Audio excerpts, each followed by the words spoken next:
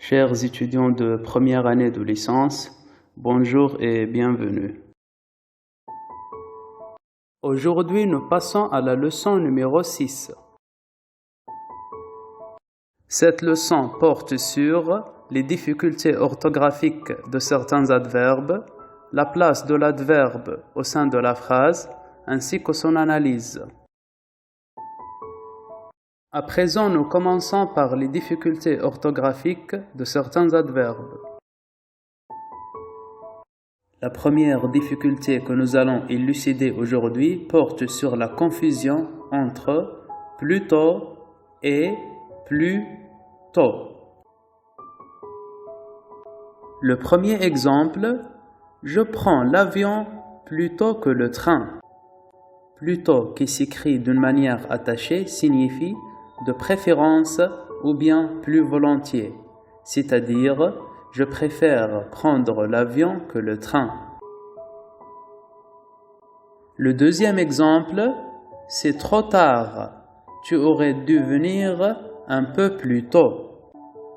Plus tôt qui s'écrit d'une manière détachée signifie moins tard. Cette expression indique le temps. La deuxième difficulté orthographique que nous allons voir maintenant porte sur la confusion entre même et même. Le premier exemple, c'était le même visage, les mêmes yeux. Dans cette phrase, même signifie identique. C'est un adjectif, donc on fait l'accord. Avec le mot visage, puisque c'est au singulier, même s'écrit sans S, avec le mot les yeux, puisque c'est au pluriel, même s'écrit avec S à la fin.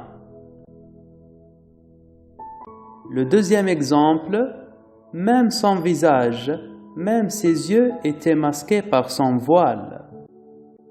Dans cette phrase, même ne signifie pas identique, mais il signifie aussi ou bien également.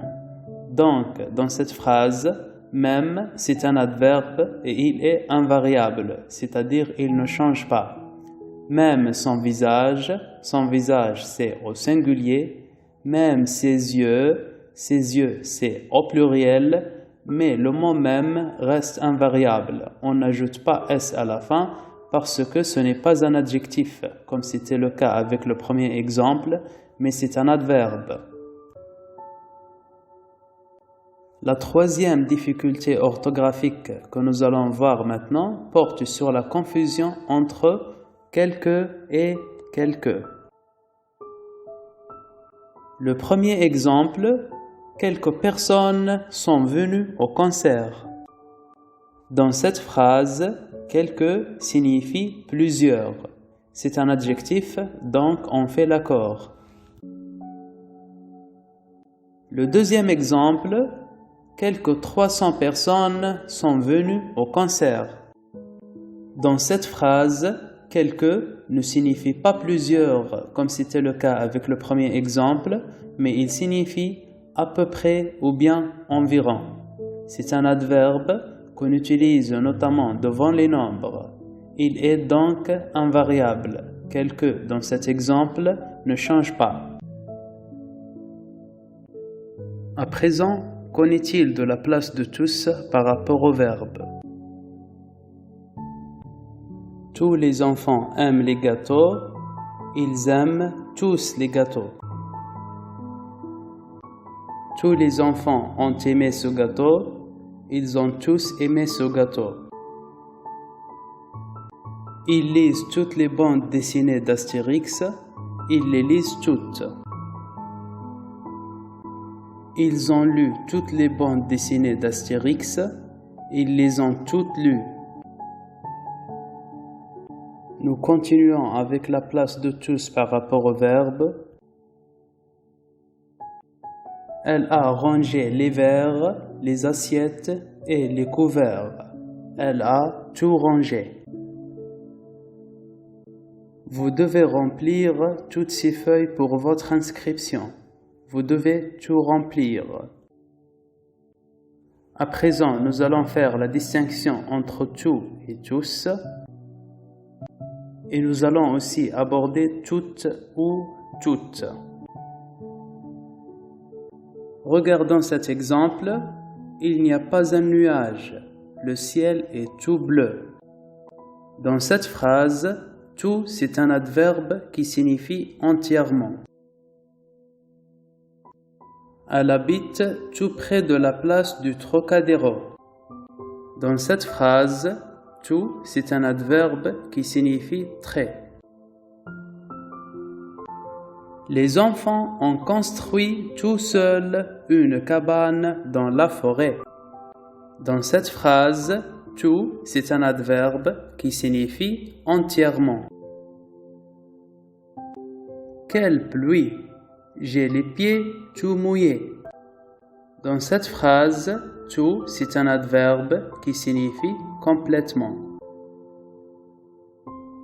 Tu as les mains toutes sales.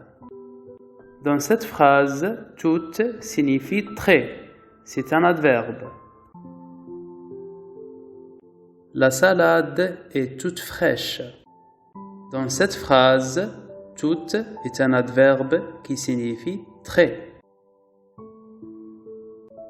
Maria est toute inquiète. Dans cette phrase, tout est un adverbe qui signifie très. Remarque, tout employé au sens de entièrement ou complètement, c'est un adverbe et ne s'accorde pas, sauf devant un adjectif féminin commençant par une consonne ou un H aspiré. À présent, qu'en est-il de la place de l'adverbe? Le premier cas auquel on va s'intéresser maintenant concerne l'adverbe qui porte sur toute la phrase. Lorsque l'adverbe porte sur toute la phrase, on peut le placer au début ou à la fin. Nous vous donnons quelques exemples. Le premier exemple, demain nous partons en vacances. Nous partons en vacances demain. Comme vous le remarquez, l'adverbe de temps demain a été placé au début dans la première phrase, mais dans la deuxième phrase, cet adverbe de temps a été placé à la fin. Le deuxième exemple, très lentement, il a levé sa canne pour montrer quelque chose au loin. Maintenant, tu vas garder les mains en l'air et avancer vers moi très lentement. Comme vous le remarquez, l'adverbe dans la première phrase a été placé au début, mais dans la deuxième phrase, il a été placé à la fin. Le deuxième cas auquel on va s'intéresser maintenant concerne l'adverbe qui modifie un adjectif ou un autre adverbe. Lorsque l'adverbe modifie un adjectif ou un autre adverbe, il est placé avant ce mot. Nous vous donnons quelques exemples. Le premier exemple, vous êtes mal habillé. L'adverbe dans cette phrase ne porte pas sur toute la phrase, mais il porte uniquement sur l'adjectif habillé. L'adverbe est donc placé avant cet adjectif. Le deuxième exemple, il va beaucoup mieux. L'adverbe dans cette phrase beaucoup ne porte pas sur toute la phrase, mais il porte uniquement sur l'adverbe mieux. Dans ce cas, l'adverbe beaucoup est placé avant mieux. Le troisième cas auquel on va s'intéresser maintenant porte sur l'adverbe qui modifie un verbe à temps simple. Lorsque l'adverbe modifie un verbe à temps simple, l'adverbe dans ce cas est placé après ce verbe. Voilà quelques exemples. Le premier exemple, je le crois généralement.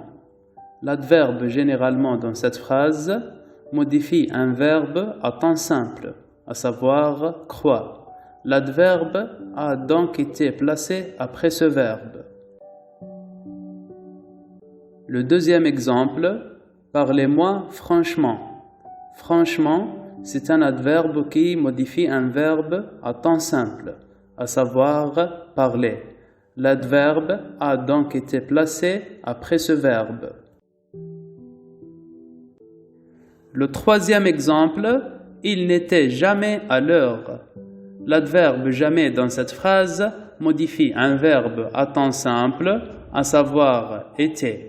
Donc, l'adverbe a été placé après ce verbe. À présent, lorsque l'adverbe modifie un verbe à temps composé, il y a 4 possibilités.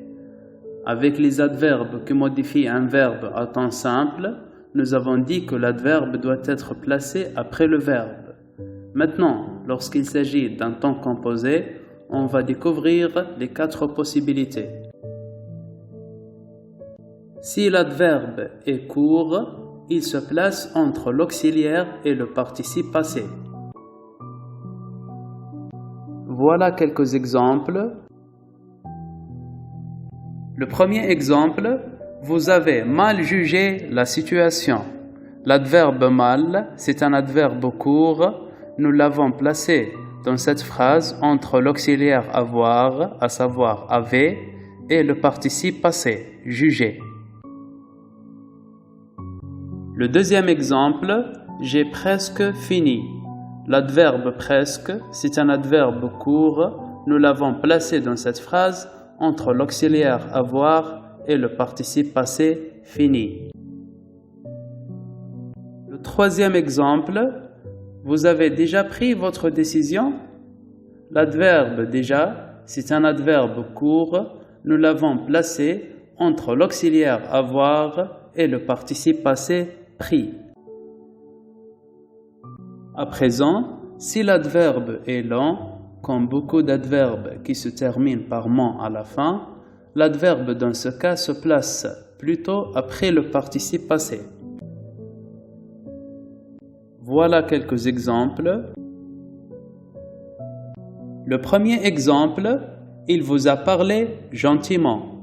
Comme vous le remarquez, dans le cas des adverbes courts, nous les avons placés entre l'auxiliaire et le participe passé. Maintenant, l'adverbe gentiment, c'est un adverbe lent qui se termine par ment à la fin et nous l'avons placé après le participe passé, à savoir parler.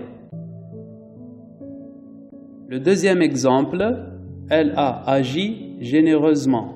Généreusement, c'est un adverbe lent et nous l'avons placé après le participe passé, à savoir agi. Les adverbes de temps et de lieu se placent après le participe passé. Voilà quelques exemples. Tu t'es levé tard ce matin. L'adverbe tard, c'est un adverbe de temps et nous l'avons placé après le participe passé levé.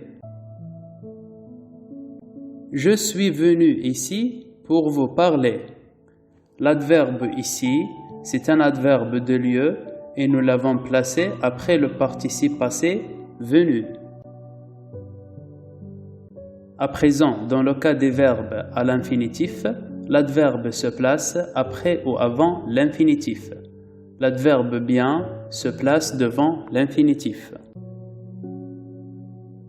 Voilà un exemple. Je vous demande de parler souvent et de bien écouter aussi. L'adverbe souvent a été placé après l'infinitif et nous avons aussi l'adverbe bien qui a été placé avant l'infinitif. Remarque, il y a des adverbes qui se placent entre l'auxiliaire et le participe passé. Ces adverbes sont toujours, souvent, enfin, encore, déjà, jamais. Voilà un exemple. Tu as encore bu. L'adverbe encore a été placé entre l'auxiliaire avoir et le participe passé bu. Maintenant, on passe à l'analyse de l'adverbe. Pour analyser un adverbe, il faut indiquer 1. La nature et l'espèce, c'est-à-dire c'est un adverbe ou locution adverbiale de manière, de quantité, de temps, etc. 2. La fonction, c'est-à-dire est-ce que c'est un complément d'un verbe, d'un adjectif ou d'un autre adverbe. Voilà un exemple d'analyse. Regardons la phrase suivante. Qui va doucement, va très longtemps. Nous avons l'adverbe doucement. 1. Concernant la nature et l'espèce de cet adverbe, c'est qu'il est un adverbe de manière. 2. Concernant la fonction de cet adverbe, il est complément du verbe va. Nous avons aussi l'adverbe très. Concernant la nature et l'espèce de cet adverbe, c'est qu'il est un adverbe d'intensité. Mais concernant la fonction de cet adverbe, il est complément de l'adverbe longtemps. C'est ainsi que nous arrivons à la fin de cette leçon. Merci de votre attention.